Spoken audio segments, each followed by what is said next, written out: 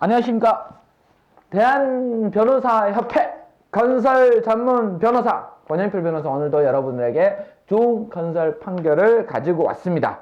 수급인이 공사를 완공하지 못한 채 공사 도급 계약이 해제되었을 경우에는 도급은이 수급인한테 기성고에 따른 공사비를 지급해야만 되는데, 중요한 것은 여기에서 말하는 기성고가 도대체 무엇인가라는 것입니다.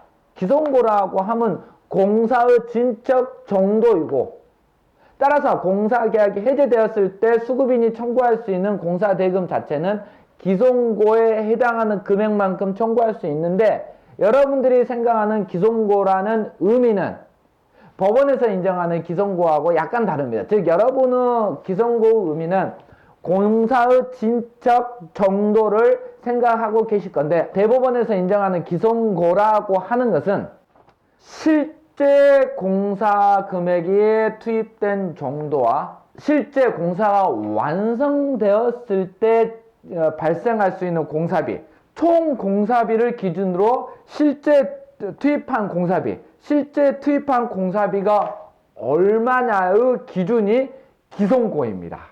즉, 실제 공사가 완성되었을 때 투입될 수 있는 총 공사비에서 공사가 중간에 멈춰졌기 때문에 이 멈춰지기 전까지의 실제 투입한 공사 대금을 고려해가지고 실제 투입한 공사 대금의 총 공사 대금에서 어느 정도 비율을 차지하는지 여부가 기성고입니다.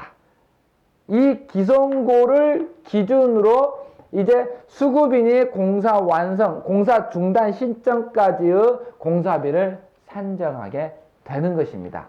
그렇기 때문에 도급인과 수급인 간의 공사 계약이 공사 진행 도중에 중단이 된 경우에는 굉장히 복잡한 법리가 적용이 되고, 특히 수급인의 입장에서는 이 기성고 비율이 어떻게 되는가, 이것에 대해서 청구를 해야 되는데, 사실상 이 감정 비용도 만만치 않기 때문에 수급인으로서는 약간 불리한 상황은 맞습니다. 물론 소송이라는 것이 전부 승소를 하면 감정 비용 전부를 회수할 수 있지만, 사실상 그게 참 힘든 소송이기 때문에 어느 보로보나 공사 중단되면은 수급인 도급인 입장에서는 굉장히 난처한 상황입니다.